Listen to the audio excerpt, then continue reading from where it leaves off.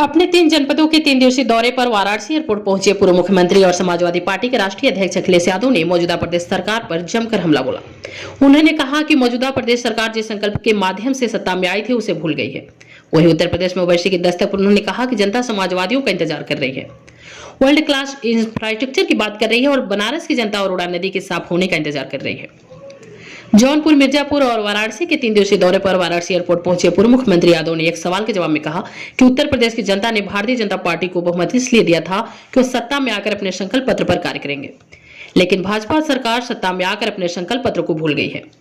उन्होंने कहा कि सरकार को जनता को जवाब देना चाहिए कि स्मार्ट सिटियां कब बनेंगी। उन्होंने तंज कसते हुए कहा कि जिन्होंने मां गंगा की कसम खाई थी कि मां गंगा को साफ करेंगे, वो मां गंगा और अन्य नदियां आज गंदी क्यों हैं।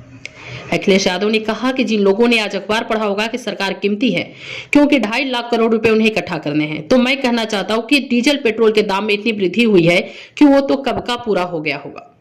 अखिलेश यादव ने कहा कि हमारी चीजें बिक जाएगी तो हमारे संविधान और उससे मिले अधिकारों का क्या होगा। उन्होंने कहा कि भाजपा महंगाई पर जानबूझकर बात नहीं कर रही है। वहीं विपक्ष पर माफियाओं को संरक्षण देने के आरोप पर उन्होंने कहा कि जेल में कौन जाकर अपराधियों से मिल रहा है, अपराधियों के किससे साठगांठ है, सत्ता के सहारे है माफिया। वही अहमदाबाद स्टेडियम का नाम नरेंद्र मोदी स्टेडियम करने के सवाल पर उन्होंने कहा कि कहनी यही खत्म नहीं हुई, पहली बार ऐसा हुआ है कि किसी ने भगवान से भी अपना नाम ऊंचा कर लिया। 28 तारीख को काशी क्षेत्र के कार्यालय पर उद्घाटन करने वाराणसी पहुंच रहे भाजपा के राष्ट्रीय अध्यक्ष जगत प्रकाश नड्डा पर बोलते हुए कहा कि पार्टी अपने कार्यालयों का ही सिर्फ उद्घाटन कर रही है, कब बेरोजगारों के लिए किसी संस्था का या कारखाने का उद्घाटन करेंगे। कोरोना वैक्सीन पर एक बार फिर अखिलेश यादव ने कहा कि सरकार बताए कि देश के अंतिम व्यक्ति कब तक फ्री कोरोना की वैक्सीन पहुंचेगी।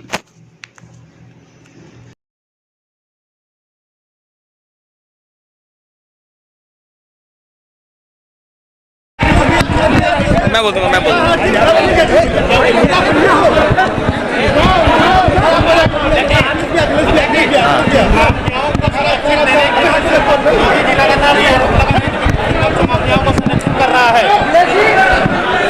देखिए, सबसे पहले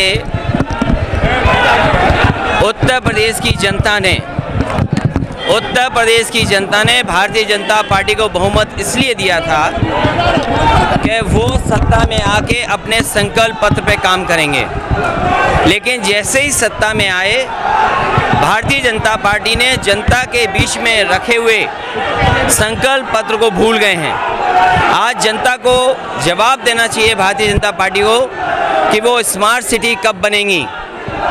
जिन्होंने मां गंगा की कसम खा करके कहा था कि मां गंगा साफ होंगी, वो आखिरकार मां गंगा आज गंदी क्यों हैं। ये जो भारत की जितनी भी नदियां थी साफ होने का संकल्प लिया था, वो आजकल क्यों नहीं हो रही हैं। और जब आज अखबार खोल करके जनता ने पढ़ा होगा और पढ़ करके ये सोचा होगा कि सरकार जो अपनी एसेट बेच रही हो, सरकार अपनी कीमती चीज़ों को बेच रही हो, और सरकार का ये कहना कि 2.5 लाख करोड़ हमें रुपए इकट्ठे करने हैं। मैं उनसे जानना चाहता हूँ कि जिस तरीके से डीजल पेट्रोल की कीमत बढ़ी है, न जाने कितने दिन पहले 2.5 लाख करोड़ रुपए सरकार ने इकट्ठे कर लिए होंगे, और फिर अगर चीज़ें बिक जाएंगी, प्राइवेट लोगों के हाथ में चली जाएंगी, तो मुझे बताइए कि संविधान से मिले हुए अधिकारों का क्या होगा। संविधान से जो अधिकार मिले हैं, जो नौकरियां, आरक्षण, आखिरकार क्या होगा उसका। इसलिए भारतीय जनता पार्टी जानबूझ करके अर्थव्यवस्था पर, जानबूझ करके नौकरी, रोजगार, महंगाई पे बात नहीं कर रही है। आज मध्यम वर्ग, आज गरीब किसान क्या खाए और क्या बचाए।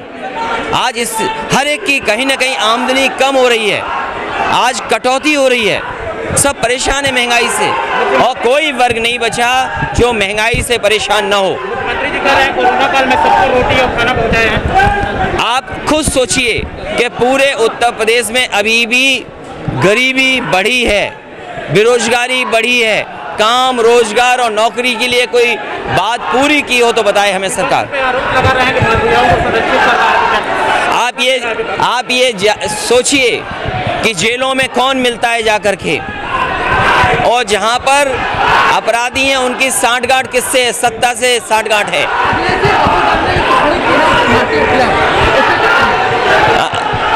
ये कोई उत्तर भारतीय, दक्षिण भारतीय नहीं, सब भारत के लोग हैं।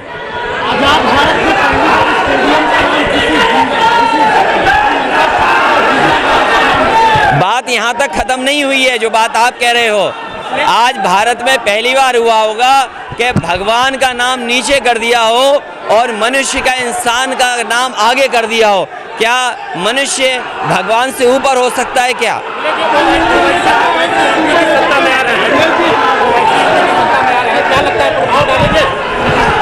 उत्तर प्रदेश की जनता समाजवादियों का इंतजार कर रही है। वो इंतजार कर रही है कि नौजवानों को लैपटॉप कब मिलेगा। वो इंतजार कर रही है कि वर्ल्ड क्लास इंफ्रास्ट्रक्चर कब बनेगा। और बनारस के लोग, तुम तो हो, वरुणा कब साफ होगी उसका भी इंतजार कर रहे हैं। बहुत अच्छा।